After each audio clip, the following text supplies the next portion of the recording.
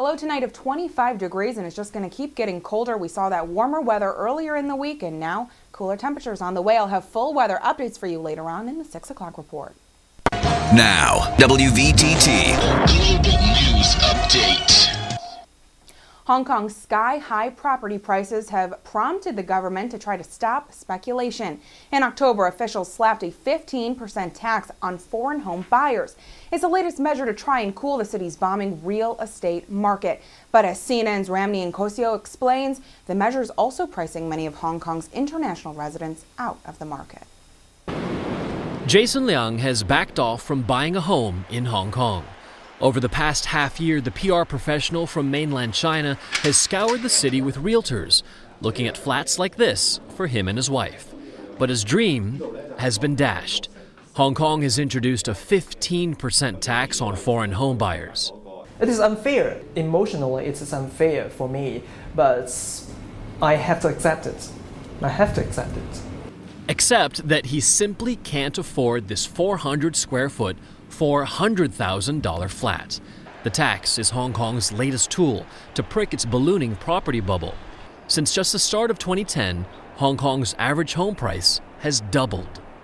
Hong Kong is the world's most expensive place to buy property. One reason is because of a huge lack of supply. There aren't enough new housing complexes set to come online in the next 2 to 3 years, like the ones right behind me. Another issue is because of interest rates, very low interest rates here in Hong Kong. That's because of the Hong Kong currency's peg to the US dollar. And also, there's the issue of mainland Chinese buyers coming into Hong Kong and pushing up prices.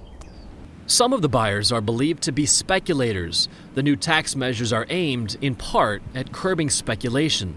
Liang says he feels he's being wrongly targeted. Most of the speculators from mainland China.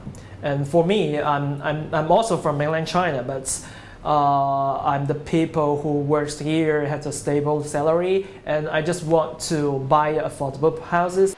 Australian realtor Brock Little has called Hong Kong home the past 6 years. His Western clients are upset.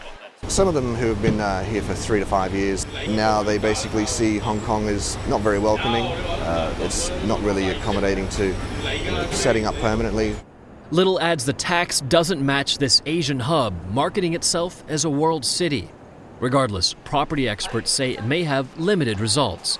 Property analyst Buggle Law says fewer mainland Chinese will buy in the next 6 months, but property price will probably remain flat or maybe soften a little bit. But in terms of big crash, I think we have to wait until either the interest rate increase significantly or the policy become more dramatic. Lau adds the policy may end in a few years when new housing comes online. In the meantime, buyers will likely wait to purchase that new home. Ramney Nkosio, CNN, Hong Kong.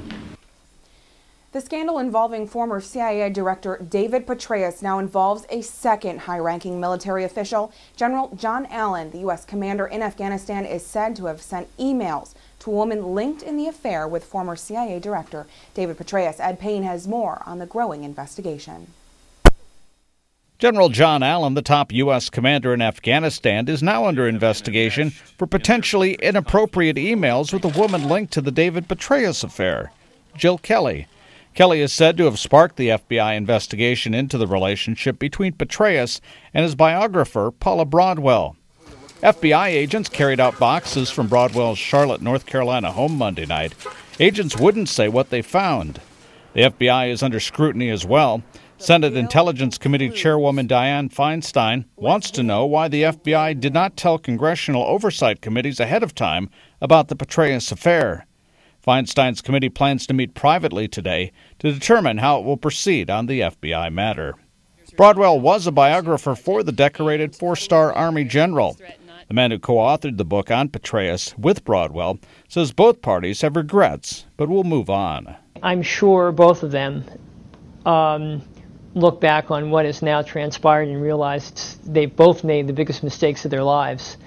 And I assume both of them regret it tremendously, but I would bet both of them, sort of come roaring back. There is speculation Broadwell could have received classified information during her affair with Petraeus, but those close to the former CIA director believe that is not true. I don't believe, based on my discussions with him and knowing him, that there was any crossover between his personal life that he was having with Paula and his duties that he was carrying out as the director of CIA. I'm Ed Payne reporting. A cancer diagnosis gave a San Francisco man the idea for a new business, so he went up and started a unique messaging service. Dan Simon has our story. It was December 2010. Duncan Say, a 46-year-old father of 3, was diagnosed with cancer, an aggressive form of melanoma. A couple weeks before Christmas, and it was at that moment where you're wondering your own longevity on the planet. The terrifying prognosis made him think about the kinds of things he'd like to tell his children. Not then, but well into the future. Kind of like Michael Keaton in the movie My Life. I wanted to leave you this videotape, for better or for worse, so that you know something about me. And messages of wisdom, lessons learned in life. And that was really the aha moment, to be able to deliver a YouTube-type delivery message to my kids in the future. Except there was no simple and efficient way to do this online. So he launched Evergram, a new kind of service that allows users to create messages and have them delivered sometime into the future. You can use your phone or computer. Duncan soon realized the idea could apply to all kinds of things. Weddings would be especially ideal. By allowing the bride and groom's friends and relatives to offer congratulatory messages to be delivered on the day of a wedding. Your Uncle Ben and I are so proud, and we can't wait to meet Daniel. Here's how it works. A user creates an account and invites friends and family to participate. Guests can deliver an audio, video, or text message. The service is free.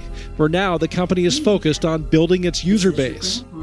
To whip up a little buzz, Duncan donned a wedding dress at a technology conference, mindful of the fact that it's very difficult to get attention for a technology startup. Can you explain what that was all about? I thought, who better than myself to be showing up in a wedding dress to create some attention and to create awareness around our new product. The stunt seemed to pay off. Bloggers took notice and the company is gaining traction.